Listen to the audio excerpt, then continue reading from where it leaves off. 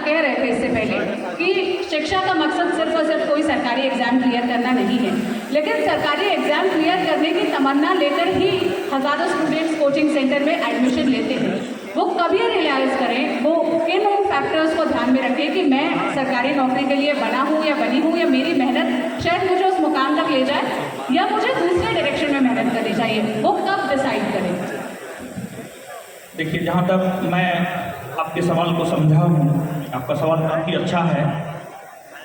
आपका सवाल ये है कि कब स्टूडेंट को ये लगना चाहिए कि नहीं, ये मेरे लिए नहीं है, मेरे लिए कुछ और है, हमको कुछ और करना चाहिए। जहाँ तक हम आपके सवाल को समझ पाए, यही है मेरे ख्याल से। देखिए, इसका तो सबसे बेहतरीन उदाहरण हम हैं आपके सामने। जो लोग जानते हैं ठीक है, जो लोग नहीं जानते हैं उनको मैं बताना चाहता हूँ कि मेरा background PCM, physics, chemistry, math रहा है, और मेरा बीटेक का जो सेशन था वो 2012 से 2016 था, लेकिन मैंने अपने बीटेक को क्लियर नहीं किया 2012 से 2013, मात्र 1 साल। क्यों क्लियर नहीं किया?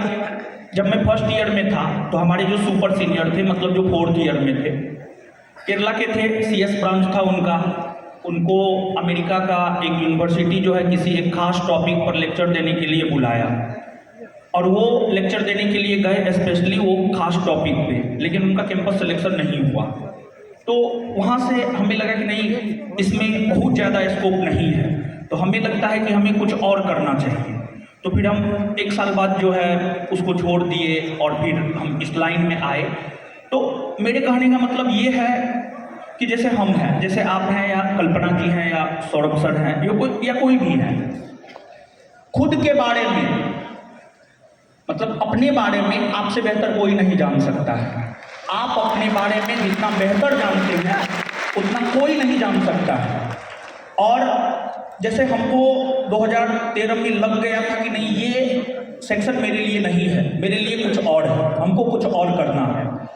तो अगर इंसान, मान लिया जाए कि हम तैयारी कर रहे हैं, तैयारी के दौरान हमने 2 एग्जाम दिया, 3 एग्जाम दिया, हमसे नहीं निकल रहा है, तो हमें अपना कमी मालूम है, हमसे बेहतर हमारी कमी को कोई नहीं जान सकता है। लेकिन इंसान में होता क्या है कि हम अपनी कमी को एक्सेप्ट नहीं करते हैं, और हमको ऐसा लगता है, जैसा हमने महसूस किया है, कि अगर हम अपनी कमी को एक्सेप्ट करें, एक्सेप्ट मतलब स्वीकार करें, और स्वीकार करके जो है हमको लगता है अगर उस कमी पे काम किया जाए तो आप बहुत आगे बढ़ सकते हैं। तो सबसे पहला जो प्रॉब्लम होता है वो हम अपनी कमी को एक्सेप्ट ही नहीं करते हैं। जैसा कि हम लोग की तरफ कहावत है, कोई भी इंसान जो अपने दूध को खट्टा नहीं कर सकता, तो कोई भी इंसान अपने दही को खट्टा नहीं कर सकता है। लेकिन हाँ, ठीक है, आज का जो युग है, अगर इस युग को हमको एक शब्द में परिभाषित करना हो तो हम इसे स्वार्थी युग कहते हैं। जैसा कि हम अपने स्टेज पे भी कहते हैं, ये पूरा का पूरा स्वार्थी युग है, इसमें आपको अपने बारे में सोचना है।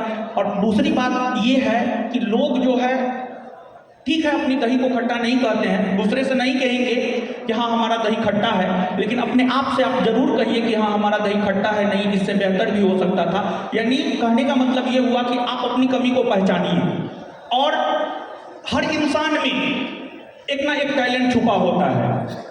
जैसे कल्पना जी, मतलब कोई ये बहुत बड़ा काम नहीं है, मतलब अचार बनाना, हमारी भी माँ अचार बनाती है, हमारी दादी भी अचार बनाती थी, लेकिन उसी को जो है ये बिजनेस के रूप में तब्दील कर दी है।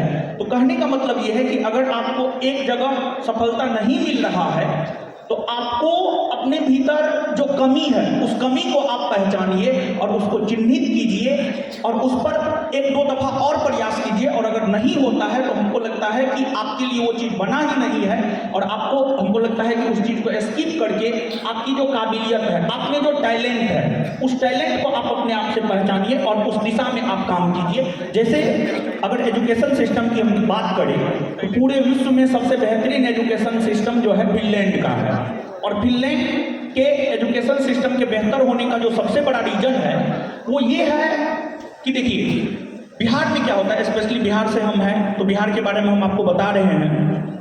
बिहार में क्या होता है कि एक गार्जियन का प्रेशर होता है